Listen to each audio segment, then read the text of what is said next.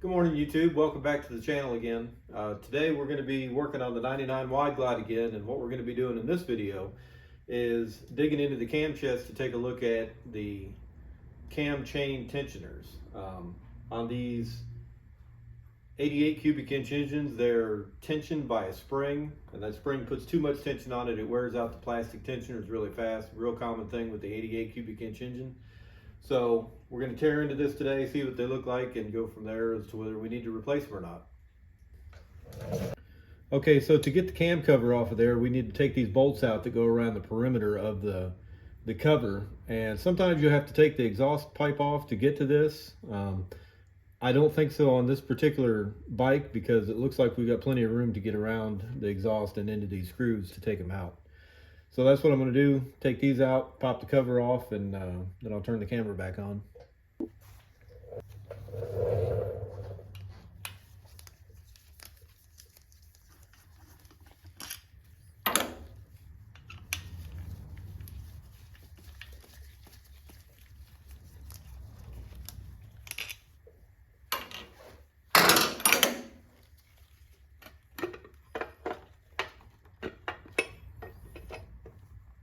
One thing I didn't mention a minute ago, you want to have a drain pan under this when you pull it off because there can be, and probably will be, some oil in there. Alright, looks like I got a screw back in here to take out that's holding this wiring harness to the side of the block. So I'll take that out. That'll get us more slack in the cord to get this cover out of the way where you guys can, I can get you guys in there, you can see, and I can work in there. All right, so here's what it looks like inside underneath the cam cover. You've got your crankshaft sprocket, of course, your camshaft sprocket, and this guy right here is the tensioner that I was just talking about. That brownish orange piece there is the plastic part of the tensioner that wears and breaks away. This one is, it looks like a chunk is broke off the bottom of it there. I'm going to take the tension off of it, or get it away from the chain anyway, where we can see that plastic piece better and tell a little bit better how badly it's worn and if there is anything broke off of it or whatever. There's also another tensioner back here. I don't know if I can get where you can see it or not. Yeah, so there's the other tensioner shoe in the back. It's built the same way, wears the same way, and everything else. So I'm going to get ready and get that away from the chain so we can see it better. Okay, so I got the tensioner shoe away from the chain. The way you do it, I take a pair of pliers, put on here, twist this over out of the way, and then take an Allen wrench and stick through the tensioner and into the cam plate. There's a hole in the cam plate a lot like this one back here, right here where this is at. So stick it through there and it'll hold the tensioner over out of the way. But you can see the groove that's worn into this one, and there is a chunk missing down here in this corner. I kind of knew it was going to be this way. I already kind of knew the answer to the test because when I changed oil in it, a little piece about that big come out of the oil pan and into the drain pan. But you can see this groove right here that's worn in it. That's the wear, and it just keeps wearing down, and pieces break off of this until the shoe's already gone. I've actually seen some where this plastic was completely gone and this metal edge right here was wearing into the chain. Can't really give you a mileage that these last. There's been people that report, 15,000 miles and their tensioner shoes wore out. There's people that say they haven't checked them until 30, 35,000 and it's still, got a little bit of life left in it. It's time to change it at that point, but it's not completely destroyed. So what we're going to do with this one is we're going to go ahead and change them. So we're going to have to take the cam plate out of the engine. Need to take these two bolts loose. To do that, we need to hold the engine still. So what I've done is taken the spark plugs out of the engine so I can turn it over easy. Put the bike into high gear, 5th gear in this particular case, and then I can use the rear tire. By moving the rear tire, I can turn the engine fairly easily. So what I'm going to do is line up this dot, and there's a dot underneath of this washer on the crank gear, and then using this tool, which I got on Amazon, you can stick this in the teeth of these gears, something similar to that, and it'll hold the gears, it'll hold the engine from turning while you crack these two bolts loose. So that's going to be the next steps to get those out of the way. Then we can go around the outside, take these bolts out, and the whole, well, actually I'm skipping a step. We have to get the push rods off of the camshaft. So we're going to pop these push rod covers off. Let me get you aimed a little better here where you can see what I'm talking about. We have to get the push rods off the lifters, which are pushing down on the camshaft right now. So we're going to pop a push rod tube off to see if somewhere along the line somebody has put adjustable push rods in this. If they have, we can slacken them up right here where the adjuster's at, take the push rods out of the engine, and we don't have to tear anything on top of it apart. If it still has the factory one-piece push rods in it, then we'll have to go up here and take the valve covers off, take the rockers off, and take the push rods out the top of the engine. So let's hurry up and pop a push rod tube off of here and see what's underneath.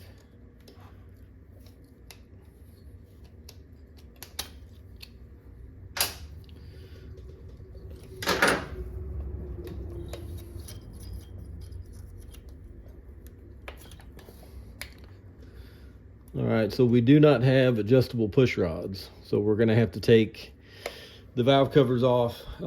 If anybody's ever been in here to do this before, they did it the way I just described, with taking the valve covers off and the rockers, taking the push rods out the very top of the engine. It's possible nobody's been in here yet. I don't really know. I don't really know how many miles are on this bike. When I got it, when the previous owner got it, the raffling guy, the speedometer was broke, so it wasn't recording or showing mileage. So neither one of us knew exactly how many miles are on the bike. So this very well could be original. It never has been changed. You know, let's say the bike's got 20,000 miles on it or something like that. That could still be the original tensioner shoe.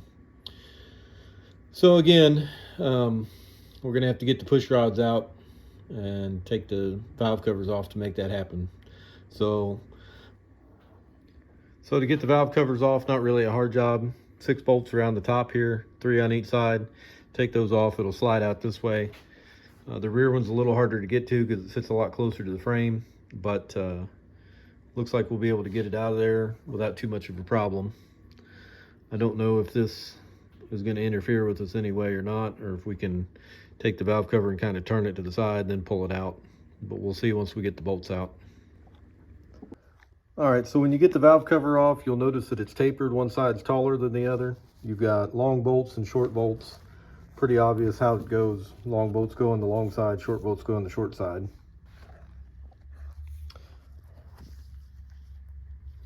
Okay, so both valve covers are off. You can see inside here, you can see the valves back here in the corners, the valve springs. Yeah, see the valve springs, the rocker arms. So this is the breather assembly. The next thing we have to do is take these 2 bolts out to get the breather assembly out of the way. Then we're going to make sure the engine's on top dead center of the compression stroke for each cylinder at a time. But let's say for the front cylinder here, we're going to get it on compression stroke where the tension is off the push rods on both of the valves, because the valves will be closed at that time. And then once we do that, we can loosen up these 4 bolts and take the rocker arm assemblies off, and our push rods will be right under these on this side. Okay, now that we got the rocker assembly out of the way, we can see a lot better in here. We've uncovered our 2 push rods. Back here you can see the valves and the valve springs again a lot better. We don't need to take it down any further than this here on top. We can get to our push rods now and pull them out. You can see over here that I'm keeping everything in good order. Front cylinder, rear cylinder. The push rods we also need to keep in order, not only with which cylinder they go to, but which push rod was the intake push rod and which push rod was the exhaust push rod. So everything that we just did to the front cylinder, we're going to have to do to the rear cylinder as far as taking the rocker assembly off, pulling the push rods out. Once we get all that done, we can go back down to the cam plate and start taking that apart. Okay, so we got the front and rear rocker assemblies off. One thing I didn't mention a minute ago, when you're taking the push rods out, mark which end is the top. So I know this is rear cylinder, exhaust intake, front cylinder, intake exhaust, and I've got the tops of the push rods marked, so I know which end goes up when I go to put this back together. So now we can come back around here to the cam chest. One of the next things we need to do is get these push rod tubes out of the way. Even though the push rods are already out of them, we need to get to the top of our lifters. So we'll get these push rod tubes out of the way. We can get to our lifters, hold them up so that they're off of the cam, so that they don't, when we pull this out, they don't fall down inside the cam chest. We can take the cam bolt and the crank bolt out and get the timing chain out of the way. Then we'll be ready to take the bolts out of the oil pump down here. There's 4 bolts that you'll see when we get this out of the way, and the bolts around the outside here. We're going to leave the oil pump in the case when we pull the cam support plate out. So we'll get all that done and I'll be back. Okay, so we're making progress. Next, like I said, these 4 bolts right here are what hold the oil pump to the cam plate. And then these bolts around the outside are what hold the cam plate into the case. So next step, we're going to take these oil pump bolts loose in a crisscross fashion and just keep backing them out, you know, half a turn at a time until we get them all loose and out. And then we can go around the outside here and take these out in also a crisscross fashion. And at that point, we'll be able to slide the cam plate out. I've got my lifter holding tools in there, but those are holding the lifters up. Get all the bolts out of this like I just talked about, and we'll have the cam plate out on the bench very shortly. One thing to pay attention to when you take this cam gear off of here, there's a spacer that goes behind the cam gear. So I've already taken it out. I'll show you over here on the bench what it looks like. But here's the gear. This is the spacer that I'm talking about. And you can get these in different thicknesses. That's how you space the cam gear out to line up with the crank gear. So got everything here on the bench, nice and neat. I can cover all this up with some shop towels at the end of the day to keep the dust and dirt and whatever else flying debris out of it. So we'll get this cam plate pulled out of here, and we'll be able to look at the cams and see if they've got a part number or something like that stamped on them to know if they're stock cams or not. I kind of get the feeling, just judging how everything's coming apart and the Loctite that's on the bolts, so you know, a lot of different clues are kind of telling me that nobody's been in here before. This is all original stuff, so we'll see here in a minute. Got all the bolts out, so this should slide right out toward us here. Do I have all the bolts out? No, I've got all the bolts out. There it comes. There it comes. So there's your cam plate on a twin cam. This is your oil pump back here, still in the block or the case. Like I talked about, there's an O-ring around it there we're going to need to replace when we put it back together.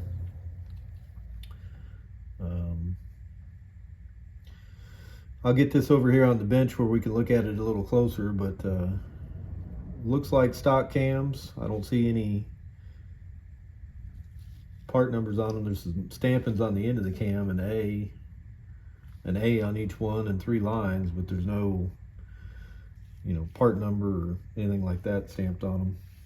So very likely just factory 88 cams, which isn't really a problem. Now's, as you can tell, would be an excellent time to put cams in it if you wanted to, because you've got this plate out anyway to do the tensioners. But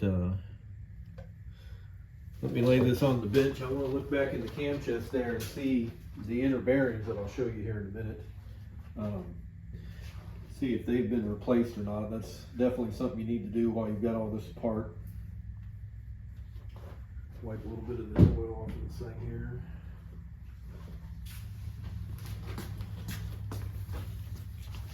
So where I'm looking is back here in the back of the cam chest. Okay, so those 2 bearings back there are the inner cam bearings. And you can see that the way they're made, there's kind of a gap between the needles. those are the original bearings. There's an upgraded version of a bearing that you put in there that I'll show you here in a minute. I've got some new ones over there on the bench that we're going to put in it, and I'll show you. Well, I'll probably wait till I get those out, the old ones out, to where we can hold them up next to each other and see the difference. But that's what the inside of your cam chest looks like. We'll go over here and look at this a little closer. So there's your inner tensioner like I talked about. You've got a chain that goes from one cam to the other to drive both cams together. Yeah, so we'll be getting this inner tensioner, and we'll be getting the outer tensioner that you've already seen that's on the outside of this. To put it back together, let me get a light over here and move some of this stuff around. We can take a look at this bushing down here and kind of get an idea how much wear's on it. All right, so forgive me for the poor video here. I'm trying to do something with both hands, think and talk all at the same time. But that bushing's got a little bit of wear in it, nothing awful. Cam lobes are getting dirty already. But the cam lobes don't have any real noticeable wear on them. We might have a little bit of something going on right here. Can't feel anything with my fingernail, but there is a line around it there. There is on this one too. But so far, I'm going to inspect these closer, but so far I really don't see anything to really worry about, anything alarming other than the tensioners, which is why we've got all this apart. You can see here on this one now a lot better. The groove's worn into it, and that chunk on the corner there broke off and missing. Like I said, I know it's not in the engine anymore. A piece almost exactly that shape and size came out when I drained the oil the last time, or the first time. All right, so we got everything tore down. We've got the cam plate out. So we're ready to get some parts and swap over these tensioners to some new tensioners. I think I'm going to leave the cams alone. I had a thought for a little while of putting more high performance cams in it while I had it apart, but right now I'm kind of leaning toward leaving the stock stuff in there. I'm going to sleep on it and see, but because again, there's no better time to do it than right now. You have to do everything that we've already done to change the cams. So it's just a matter of popping them out and setting the new ones in there as we put it back together. But I'm going to sleep on it and see how I feel in the morning about it. One thing I didn't mention, and you saw it earlier in the video, is this black guide that goes on the side of the chain. These very rarely wear because the chain just kind of slides along. It doesn't really have any tension against this. And you can see there's just barely enough to catch my fingernail on. We're going to go ahead and replace it while we're in there. But that's not what wears out. It's these orange tensioners here that we looked at earlier, like this guy. So going to get parts ordered, get the new tensioners, get a gasket kit. Let's see what else we need. We'll go ahead and replace the umbrella breathers while we're in here. This little gray thing you can see right there. Those get stiff over time, so we're going to go ahead and replace those while we're in here and get some stuff cleaned up and start putting her back together. So I'm going to go ahead and end part one of the video right here. In part two, we're going to replace these inner cam bearings, put everything back together, and get it running again. So keep an eye out for that. You'll notice that the bike is stripped down, no gas tank, no fenders or anything like that on it. We're in the middle of doing the paint work on it that I've mentioned in other videos. I'm pretty excited about it. I think it's going to turn out great. So that's why the bike is really stripped down right now. Good time to do the work that we're doing here while we're waiting on the paint work to get done. If you've watched this far, I really appreciate it. Take a look at the other videos on the channel. We've got videos on the street glide, on the wide glide here. We've got car and truck videos, diagnostics, maintenance, all kinds of different stuff. There's something for everybody on here. So take a look around the channel and you might find something you like. Appreciate you watching very much. We'll be back with part two pretty soon. Thank you very much and have a great day.